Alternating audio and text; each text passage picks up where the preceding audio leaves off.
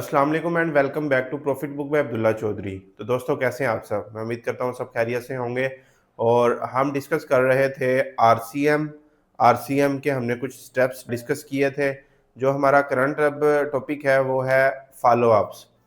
अब follow up, denials management और AR, ये तीनों चीज़ें जो है ना आपस से कोरिलेट करती हैं, लेकिन हम इनको सेपरेटली डिस्कस करेंगे ताकि हमें जो चीज़ें हैं वो अच्छे से समझ आएँ और हमारी कोई भी चीज़ इनमें से मिस ना हो। तो फॉलो अप बेसिकली क्या होता है?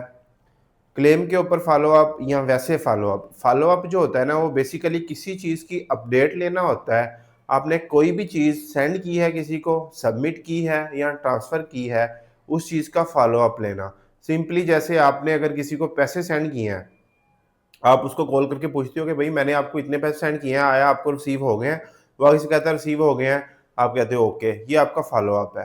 कोई आपने कुरियर भेजा है किसी को, कोई डॉक्यूमेंट्स भेजे हैं यहाँ से दूसरे सिटी में टीसीएस के थ्रू या लेपर्ड के थ्रू, आप उनको कॉल करके पूछते हो कि डॉक्यूमेंट्स हमारे उनको दे दिए हैं या रिसीव हो गए हैं अगली पार्टी को या नहीं। ये जो चीज़ें होती हैं ये उनकी चीज़ों की अपडेट लेना, यही बेसिकली फॉलो अप है। अब मेडिकल बिलिंग के अंदर इसका क्या काम है? जब हम क्लेम सबमिट करते हैं इंश्योरेंस को, तो कुछ क्लेम्स तो ऑटोमेटिकली प्रोसेस होके उनकी जो पेमेंट है वो इंश्योरेंस डॉक्टर को भेज देता है। लेकिन क्या होता है कि कुछ क्लेम्स जो होते हैं उनका हमें स्टेटस नहीं मिलता जल्दी। मीन्स अगर आपने कोई 50 क्लेम सबमिट किए हैं इंश्योरेंस को, इंश्योरेंस ने 40 क्लेम तो प्रोसेस कर दिए, उनका जो पेमेंट थी वो भी रिलीज़ कर दी, डॉक्टर के अकाउंट में पेमेंट भी आ गई, आपको ईआरए, ईओपी भी रिसीव होगी, लेकिन 10 क्लेम्स ऐसे थे जिनके ऊपर कोई अपडेट नहीं है आपके पास। तो उन क्लेम्स को जो है चेक करने के लिए, उनका जो स्टेटस फाइंड करने के लिए आप मेहनत करेंगे, वो आपका फॉलो अप होगा। तो फॉलो अप करते कैसे हैं? आप सिंपली इंश्योरेंस को कॉल करते हैं या उनके पोर्टल पे जाते हैं, आप अपने क्लेम की इन्फॉर्मेशन पुट करते हैं और आप देखते हैं जो क्लेम का है वो स्टेटस क्या है। क्लेम या तो नोट ऑन फाइल होगा, नोट ऑन फाइल मीन्स कि आपने क्लेम सबमिट किया था लेकिन इंश्योरेंस के पास नहीं है क्लेम, वो आपको कह रहे हैं कि क्लेम जो है नोट ऑन फाइल है, मतलब हमारे ब्रैकेट्स में क्लेम अभी तक आपका आया ही नहीं है। दूसरी सूरत, क्लेम आपका रिजेक्ट हो गया होगा, क्लेम आपका क्लियरिंग हाउस में फंसा हुआ होगा। जो आप क्लेम सबमिट करते हैं वो पहले क्लियरिंग हाउस में जाता है, ये ईडीआई सेटअप के थ्रू जो है वो इंश्योरेंस के पास जाता है। तो आपका क्लेम ईडीआई सेटअप में आपके क्लियरिंग हाउस में कहीं पड़ा होगा रिजेक्शन की सूरत में। तीसरी सूरत क्या है कि आपने क्लेम सबमिट किया है, वो क्लेम इंश्योरेंस के पास पहुंच गया लेकिन उन्होंने उसके ऊपर कोई स्टेटस नहीं दिया। क्यों? क्योंकि वो कह रहे हैं कि हमें इस जो स्पेसिफिक डेट ऑफ सर्विस है, जिस डेट ऑफ सर्विस का क्लेम आया है, हमें इसके मेडिकल रिकॉर्ड्स चाहिए। तो इस वजह से क्लेम आपका पेंडिंग होगा। इसका बैकग्राउंड क्या है कि आपके पास क्लेम का स्टेटस नहीं आया, आपने वो फाइंड आउट करने के लिए उसके ऊपर फॉलो अप करना है बस। फॉलो अप के अंदर आपने चीज़ें फाइंड करनी है कि क्लेम जो है आपका वो किस अभी कहाँ पहुँचा है, उसकी क्या कंडीशन है, उसकी क्या कैटेगरी है, उसकी क्या स्टेट है। क्लेम इन प्रोसेस है, पेंडिंग है, रिजेक्टेड है, मेडिकल रिक्वायर्ड्स हैं, उसके ऊपर नोट ऑन फाइल है, क्या है। ये चीज़ें फाइंड आउट करने के लिए जो आप मेहनत करते हैं, जो कॉल करते हैं या पोर्टल से देखते हैं, वो बेसिकली आपका फॉलो अप होता है। अब एक सूरत तो हो गई फॉलो अप की, ये कि आपने क्लेम सबमिट कर दिया था और आप उसके ऊपर इनिशियल फॉलो अप ले रहे हो। मीन्स आपने हफ्ता पहले क्लेम सबमिट किया था या महीना पहले क्लेम सबमिट किया था, उसके ऊपर आपको अभी तक कोई रिस्पॉन्स नहीं आया।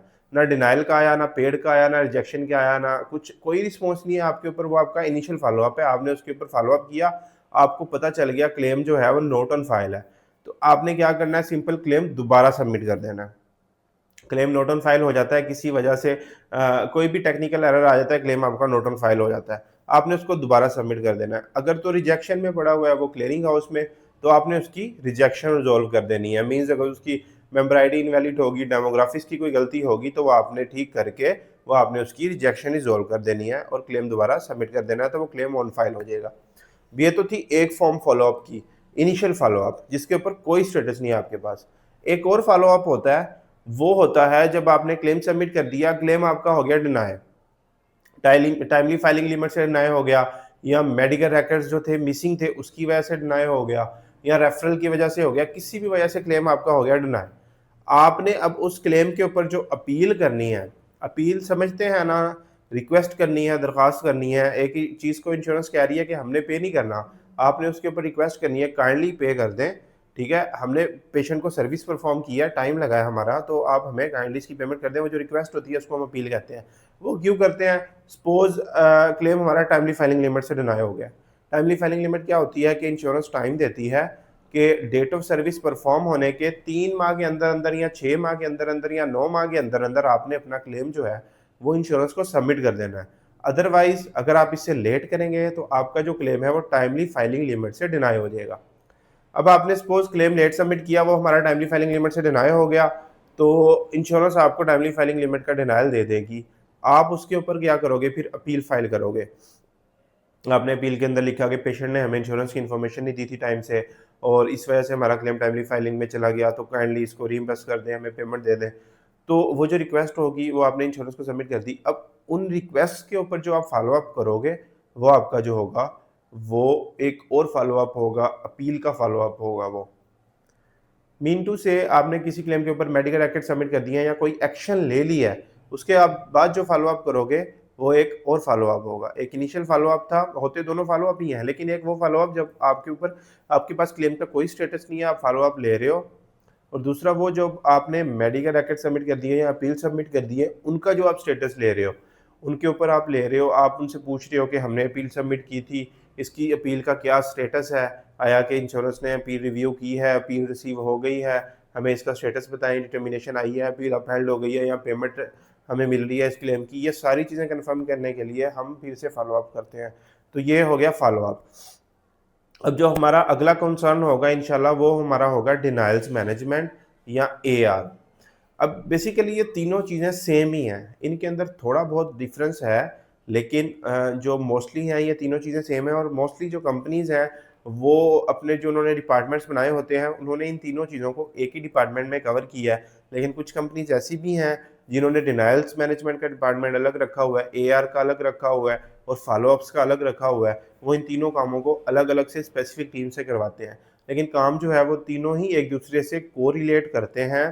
मतलब अगर आप फॉलो अप करते हो ना तो आपको काम तीनों ही समझ आ जाएंगे, एक्सपर्ट आप तीनों के ही हो जाओगे। लेकिन बस कुछ कंपनी ने अलग अलग टीमें बिठाई होती हैं और वो इन काम को अलग अलग सेपरेटली कर रही होती हैं। अब जो हमारा अगला इंशाल्लाह टॉपिक होगा नेक्स्ट वीडियो के अंदर वो हमारा डिनाइल मैनेजमेंट और एआर होगा।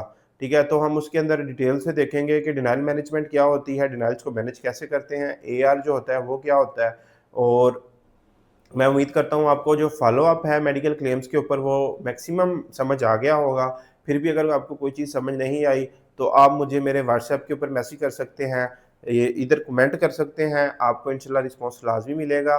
और अगर आपको कोई इन्फॉर्मेशन लेनी है रिगार्डिंग द जॉब, आप कहीं जॉब ढूंढ रहे हैं या आप मशवरा करना चाह रहे हैं कि कौन सा अच्छा डिपार्टमेंट है, कौन सी अच्छी फील्ड है, कौन सी अच्छी कंपनी है जहाँ पे आप जॉब अप्लाई कर सकते हैं और आपकी जॉब हो जाएगी, और आप इंटरव्यू की तैयारी करना चाह रहे हैं, तो आप मेरे पर्सनल व्हाट्सएप नंबर के ऊपर कॉन्टैक्ट कर सकते हैं। मैं इंशाल्लाह आपको फर्दर असिस्टेंस दे के आपका इंशाल्लाह वो क्यूरी जो क्वेश्चंस होंगे वो आपके रिजॉल्व करवा दूंगा इंशाल्लाह।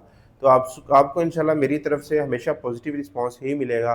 तो अब आप चैनल को सब्सक्राइब कर दें और बेल आइकन दबा दें ताकि जो अगली आने वाली वीडियो है वो आप तक लाजमी पहुंच जाए। और तब तक के लिए अपना ख्याल रखिएगा और नमाज़ें वगैरह पढ़ा करें। अल्लाह हाफिज़।